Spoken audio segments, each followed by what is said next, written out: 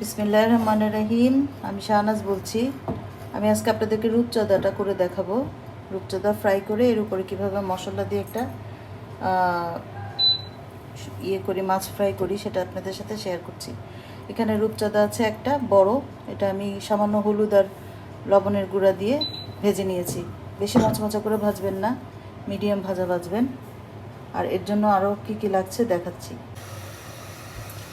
প্রথমে দিচ্ছি তেল ফ্রাই প্যানের মধ্যে।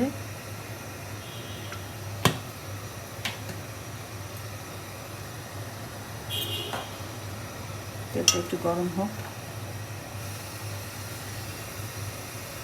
একটা পেঁয়াজ দিয়ে দেখছি গরম হয় কিনা।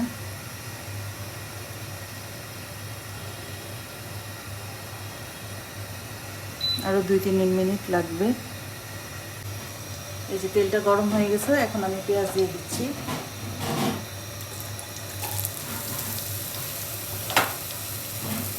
পেঁয়াজের সাথে আমি টমেটোটাও দিয়ে দিব।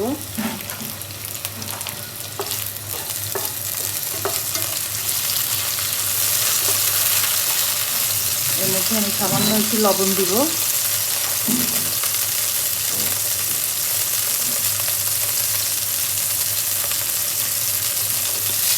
এখন এটা একটু নরম হোক, তারপর কী কী মশলা দিচ্ছি আপনাদের সাথে শেয়ার করব। একটু সামান্য পানি দিয়ে দিচ্ছি, তাহলে তেলটা ছিটাবে না, পেঁয়াজটা টমেটোটা সিদ্ধ হয়ে যাবে।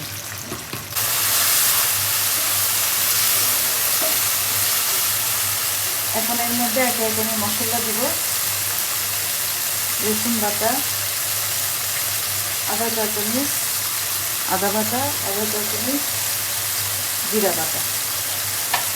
এখন এটা আমি আবার একটু পানি দিয়ে আবার কষাবো।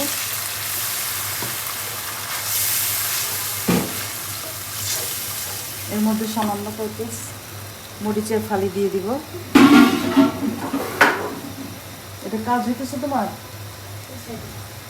হাস করে আওয়াজ করলা।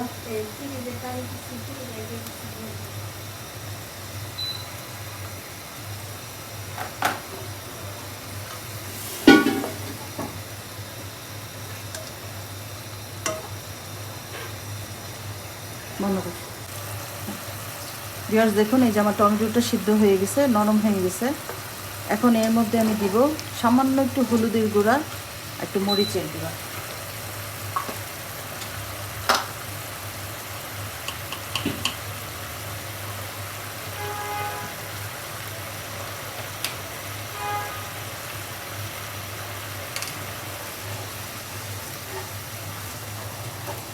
এখন এই মশলাটা আমি তেল ওঠা পর্যন্ত একটু কষাবো।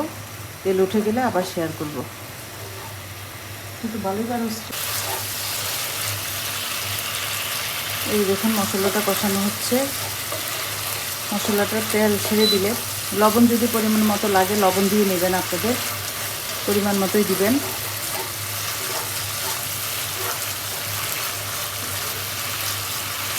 এখন এর মধ্যেখানে আমি আমার সেই রূপচাঁদা মাছ ফ্রাই করাটা ঢেলে দিব।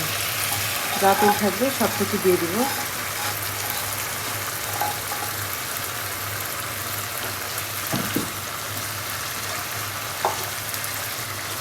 এখন এটা আস্তে আস্তে আঁচটা কমিয়ে ঢাকনা দিয়ে রাখবো।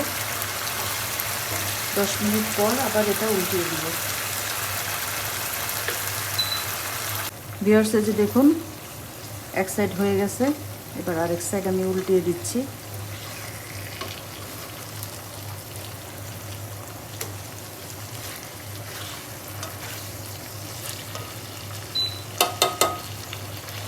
এটা 10 মিনিট পরে আমি চুলাটা বন্ধ করে দিব। সার্ভ করে আপনাদের সাথে আবার শেয়ার করছি।